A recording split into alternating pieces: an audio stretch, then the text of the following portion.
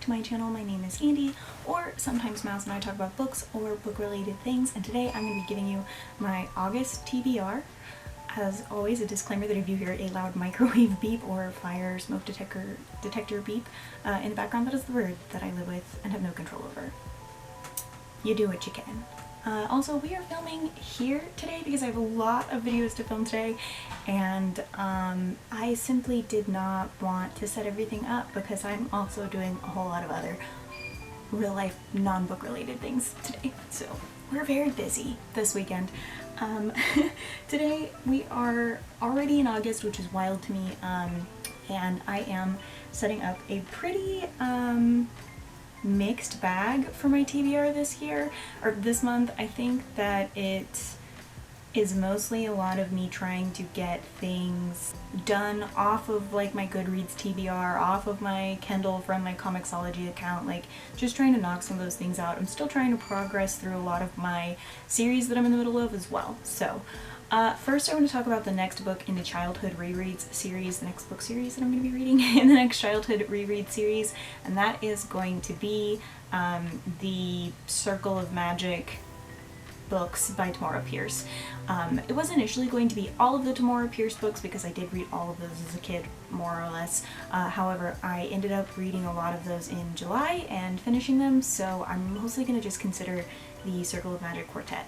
I may talk a little bit about the rest of the Tamora Pierce books in my wrap-up, but we'll see. So the Circle of Magic Quartet basically just revolves around 4 young wizards who have, or mages who have, different kinds of magic, and they're like growing up in this kingdom. It is a different kingdom than the Tortall series, which I think will be nice because I have read a ton of those books in the last like 2 weeks, so it'll be really nice to get kind of a like a break from Tortall, I guess. I will say, having read a lot of the Tortall books came out a little bit later, and so I'm hoping that some of the more PC things that I didn't love about this reread, I'm hoping that a lot of those will be taken care of, but we really do be liking a white savior complex in these books, so we'll see what happens. When it comes to other series continuations that I will be reading Strachan, which is by Terry Brooks in the Shannara series. It's the next one in the set trilogy of Darkaroos, which is a boat, a skyship thing. The way the last book ended, I'm really excited to read this next one, so we'll see. And then I'm going to read Armageddon's Children, also by Terry Brooks. It's how Shannara came to be, and I believe that it ties in the Word and Void books into the rest of the series, and so I'm really excited to kind of, because Word and Void is in like our era, and then Shannara is in the future, which is weird because it seems like medieval, so I'm really excited to kind of see how these things finally come together. I have my suspicions and assumptions, but all in all, just very excited to kind of watch it all unfold, and I liked the writing in Word and Void better, and so I think that Armageddon's Children might be similar for me. I have very high hopes. I'm really hoping that Brooks doesn't let me down, though. He has a habit of doing it. Then I'm going to be reading The Red Pyramid by Rick Riordan. That is the first book in the Kane Chronicles. I don't actually know if the Kane Chronicles is a part of the like Percy Jackson series, but I'm trying to kind of get through all of the Rick Riordan books, which seems like a daunting task, but I'm really enjoying them and they're worth reading, so we'll get there. Then I'm going to be reading The Tower and the Hive by Anne McCaffrey. That is the continuation in the Tower and the Hive series. I think it is the last book, which, God bless. The first 3 books were not that good, but then the one I read last, I believe that is Lion's Pride, was actually pretty solid, and the way that it all came together was pretty solid, and I enjoyed it. And so I'm hoping that The Tower and the Hive is a good kind of wrap-up of everything. And then I think I might start the Acorna series by Anne McCaffrey, but we'll see. I just remember the Acorna series on my dad's bookshelves and being deeply fascinated by the covers for years, so yeah. I will also be reading The Republic of Thieves by Scott Lynch, and that is a continuation in the Gentleman Bastard series. In the last book, our main character basically poisoned himself to slowly die, so I think there's several books after this one, so I don't know how that's going to go, and I'm interested to see how that's going to go. I wasn't enjoying the second book all that much until the end, and I was like, well, shit, now I have to read the third one, which I always feel so conflicted when authors do that, because I'm like, alright, Other books I'm going to be reading, and a lot of them, like I said, are me cleaning up my TBR and Goodreads, that kind of thing. I'm really trying to get my want to read on Goodreads down to 1 page. One day. I'm going to be reading From the Corner of His Eye by Dean Koontz. This kid is born on like a really tragic day. Like I think his grandpa dies at the exact same time as he is born, and then also at the same time this man has like he learns he has a mortal enemy that is has the exact same name as this kid. So I remember my parents listening to this book in the car growing up.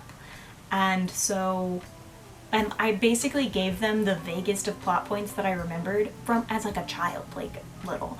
I gave them the vaguest plot points I remembered, and they were like, oh, this is the book. And so there's, I think, 2 Dean Koontz books that I have on my want to read list that are specifically because of that.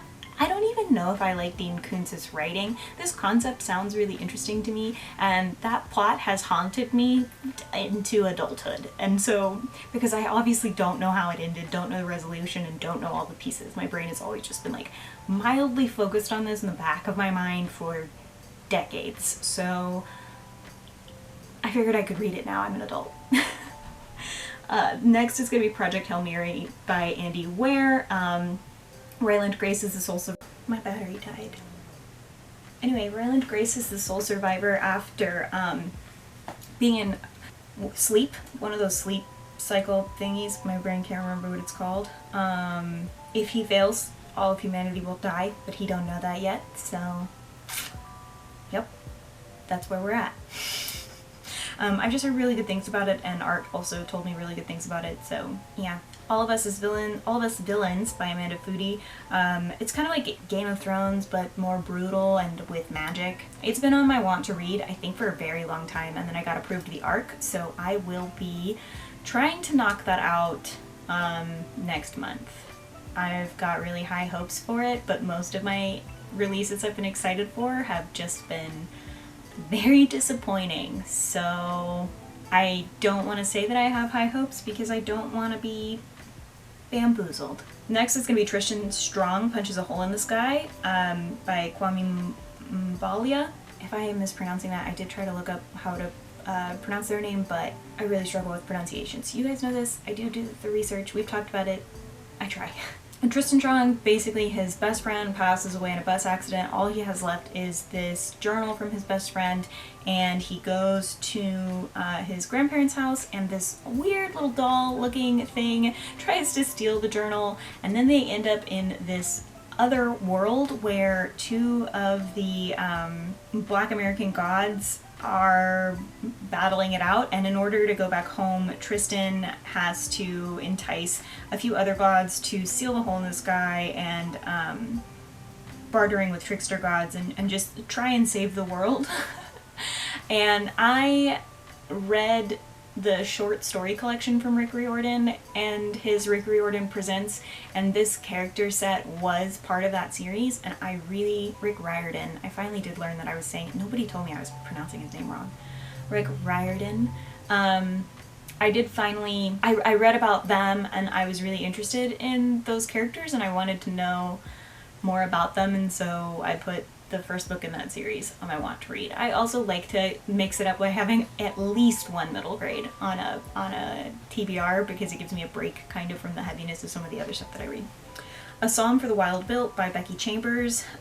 Basically like monks and robots in space. I really like Becky Chambers' writing. I've read several other books by her, and I had this highly recommended to me, of course, by Art, who basically told me to stop reading anything I was reading at any point to read this book. So I will be reading it next month in August. Eat Your Heart Out by Kelly DeVos. I saw Shaun of the Dead meets Dumplin', and I was like, I want to read that. Basically these kids go to a fat camp, but they're zombies, and they have to fight the zombies. And it's much like Dumplin', you know, our main characters, I think, they don't want, like, they're good with their bodies, body neutrality, that kind of thing. So they're just like, why the fuck are we here? And then all of this happens. So I'm pretty excited to read it. It just looks really interesting, and I think that the cover's pretty neat. So Then we have The Lost Night by Andrea Bartz. What really happened the night Edie died? 10 years later, best friend Lindsay will learn how unprepared she is for the truth. I have incredibly low expectations for this book.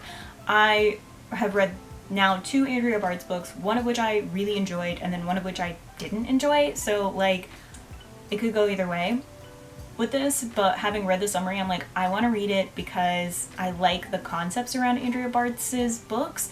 However, I know that the tendency towards using mental illness and then also like just weird cop-out wrap-ups at the end of books for Andrea Bartz is not that unusual. So, but we have the same name, you know? So it just feels Survive the Night. So yeah, it sounds like the same title, but it's not. By Riley Sager.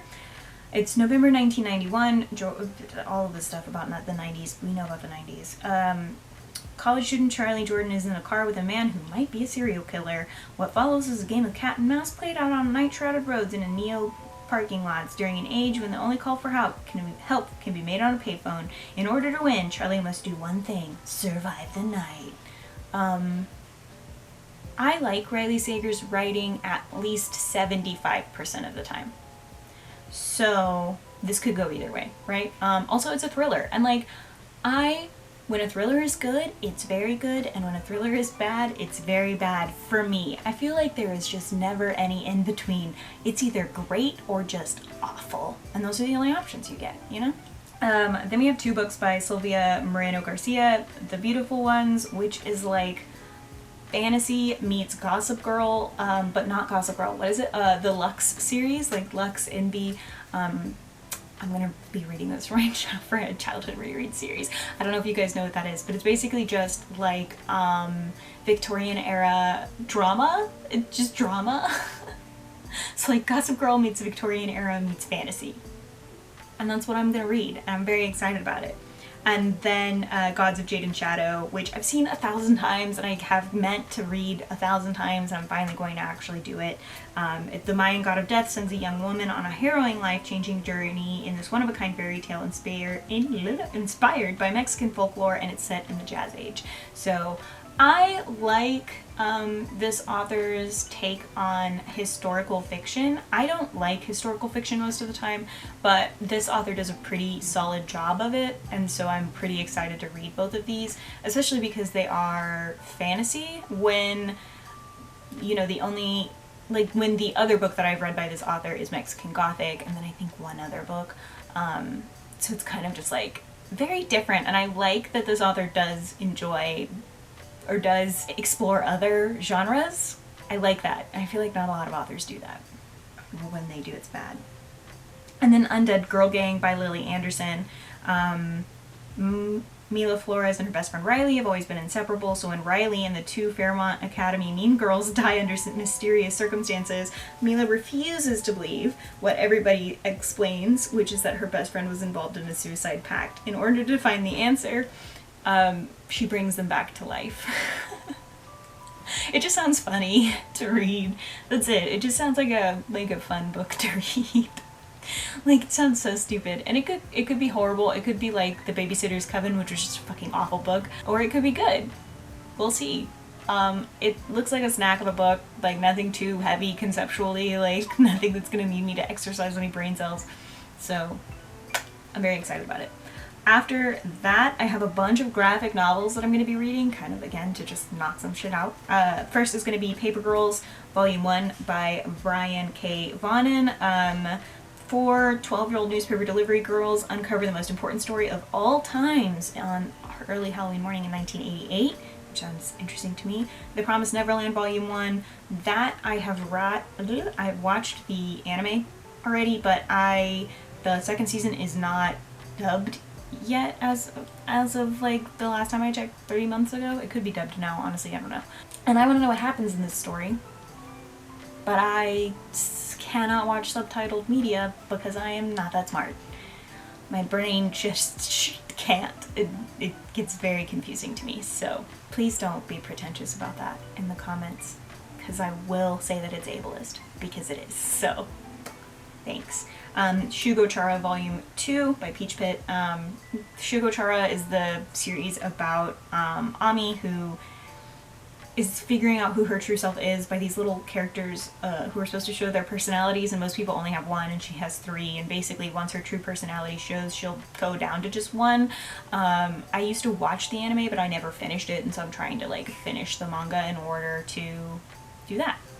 Then we have Skyward by Joe Henderson. One day, gravity on Earth suddenly became a fraction of what it is now. 20 years later, humanity has adapted to its new low-gravity reality, and to Willow Fowler, a woman born just after JADE, well, it's pretty awesome. Maybe don't get mixed up in your dad's secret plan to bring back gravity and get you killed, is basically the gist of it. It just seemed interesting. I liked the cover. Goliath Girls by Sam Humphries. Four? I don't know. 3 girls raising a little Goliath monster, trying to save the world. That's all I got. 3 girls raising a baby monster. Crema by Johnny Christmas. This is like someone who sees ghosts, someone who I believe is a ghost, and it's queer, and it's got a scary looking villain on the cover, and that was all I needed for me to check it out, so I did. Goldie Vance Volume 2 by Hope Larson. This is just a continuation of the Goldie Vance series where she does investigative stuff in the hotel that she lives in and gets into trouble. And I also heard that it's queer, but I have yet to see full queerness. Like, I think the end of book 1 kind of indicated towards it, but we'll see. The Umbrella Academy Volume 1 by Gerard Way. The Netflix series. I don't think I need to like explain more, but it's the Netflix series. I just want to read the comics because I think, or the graphic novels, because I like doing that with media. I like seeing the differences in like what's changed and what hasn't changed and what backstory is consistent and what isn't. It's just really interesting to me. Giant Days Volume 2 by John Allison. This is again just a continuation from the Volume 1. Bunch of college kids, very slice of life.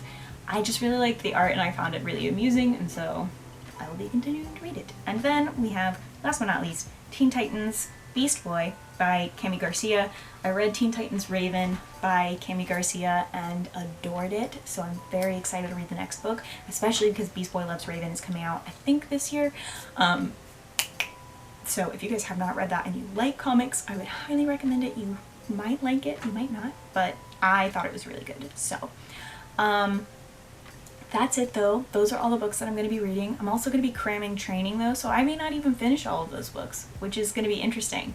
I will be slowing. I've been talking about slowing my reading down, but I haven't really had a reason to do so, but I've adjusted it and I think that it has slowed down, but not quite to the extent that I want it to, and this is actually going to cause that to happen. So I may, only read 15, 20, 30 books this month.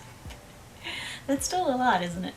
But that's all. Let me know if you've heard of any of these books, if you want to read any of these books, if you've never heard of any and they sound interesting to you, or if you have read some and you've hated them, let me know. I want to know all the details, all the tea. I actually love when you guys watch my videos and then let me know commentary about the books, especially because usually by the time this video gets posted, I've already read the books, some of the books, so it's really fun at that point. So yeah, I hope you guys have a great day and that you enjoyed this video. If you did not enjoy this video, please let me know what I can do to do better. Don't forget to like and subscribe and share and all of those things. You can also follow me on social media on lots of platforms. I'm on lots of platforms. I don't really use Instagram anymore, but you can still follow me there. I do be posting reels, and that's pretty much it. Don't forget to drink your water and take your meds. Have a great rest of your day. Okay, thanks. Bye.